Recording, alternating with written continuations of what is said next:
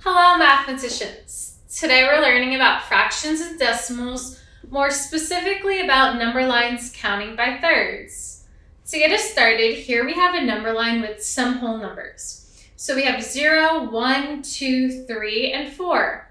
Now, in order to get from 0 to 1, we have 3 spaces in between. In order to get from 1 to 2, we also have 3 spaces. In order to get from 2 to 3, we also have 3 spaces. And in order to get from 3 to 4, we also have 3 spaces. Now, it takes 3 spaces to get a whole. So that means that our number line is counting up by 1/3 because it's 1 out of 3 spaces that it takes to get a whole. So then we have 2/3, which is 2 out of 3 spaces that it takes to get a whole. And then we have 3 out of 3 spaces, which then is a whole. So we're going to keep counting up by thirds. So we have 4/3, which is an improper fraction that can be written as 1 1/3. Then we have 5/3, which is an improper fraction that can be written as 1 2/3. Then we have 6/3, which is equivalent to 2. Then we have 7/3, which is an improper fraction equivalent to 2 1/3. Then we have 8/3, which is equivalent to 2 2/3. Then we have 9/3, which is equivalent to 3.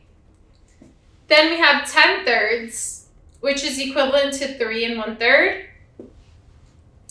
Then we have 11/3, which is equivalent to 3 2/3. And then we have 12/3, which is equivalent to 4. Now, all of these improper fractions can either be written as a whole number or a mixed number, so we don't need to keep these values on top.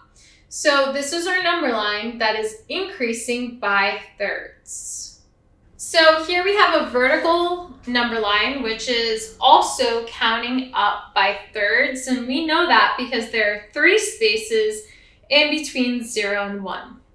Okay, so we're also increasing by thirds here. So we have 1/3, we have 2/3, we have 1, which is just 3/3. Then we have 1 1/3, 1 2/3, 2, 2 1/3, 2 2/3, 3, 3 1/3, 3 2/3, and then finally we have 4.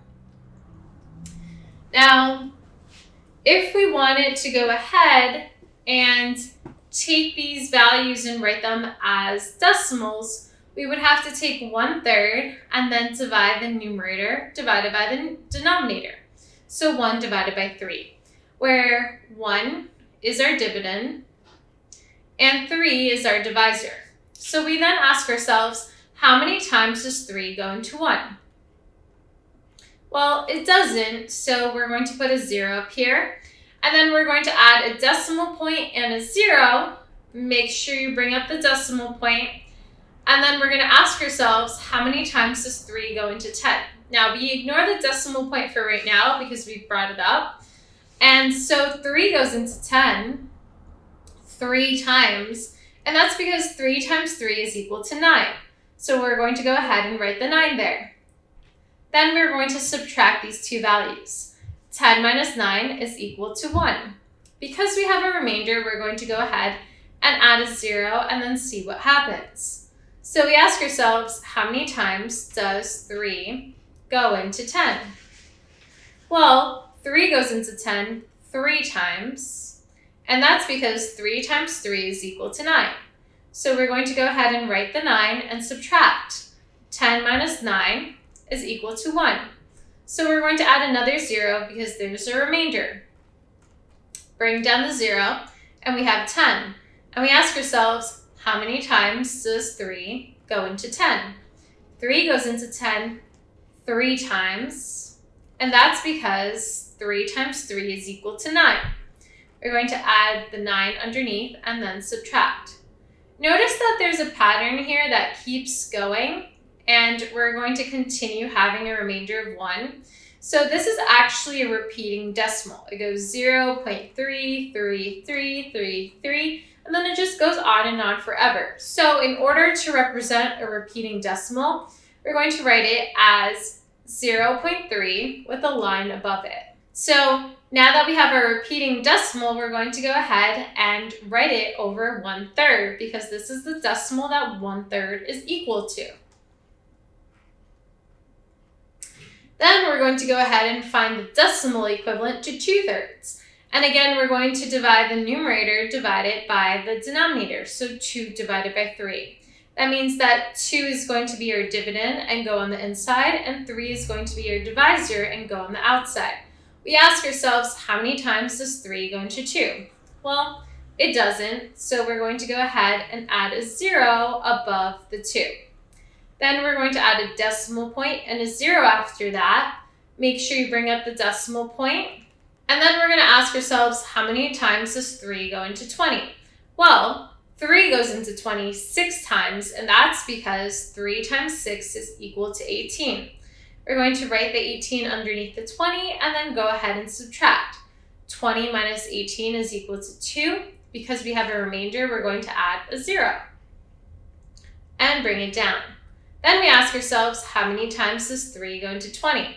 Well, 3 goes into 20 6 times, and that's because 3 times 6 is equal to 18. We're going to go ahead and write the 18 underneath the 20. And then go ahead and subtract. 20 minus 18 is equal to 2.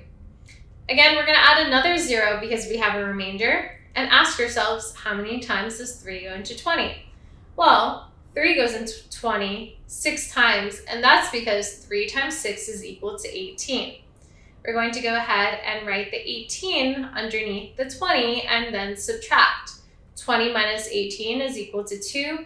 Notice here that we have a pattern. It's going to keep repeating. We have a repeating decimal here where it's 0.66666, and then it just keeps on going. So we're going to write this as 0.6 with a line above it to show that the 6 keeps repeating.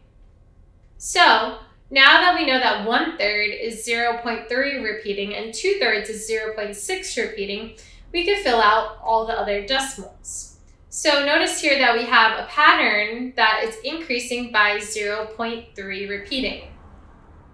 So we have 0.3 repeating, and then we have 0.6 repeating, and then we have 1, and then we have 1.3 repeating, and then we have 1.6 repeating, and then we have 2, and then 2.3 repeating, and then we have 2.6 repeating, and then we have 3, and then we have 3.3 repeating, then we have 3.6 repeating, and then we have 4.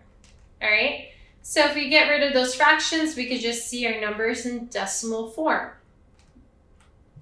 Now, if we had a vertical number line, it would be the same thing. Because we're increasing by 3 spaces, we're going up by 1/3, and we know 1/3 is 0.3 repeating. So then we have 0.6 repeating, then we have 1, and then we have 1.3 repeating, and then we have 1.6 repeating, then we have 2, and then we have 2.3 repeating, then we have 2.6 repeating, then we have 3, then we have 3.3 repeating, then we have 3.6 repeating, and then we have 4, and that's it for number lines counting by thirds.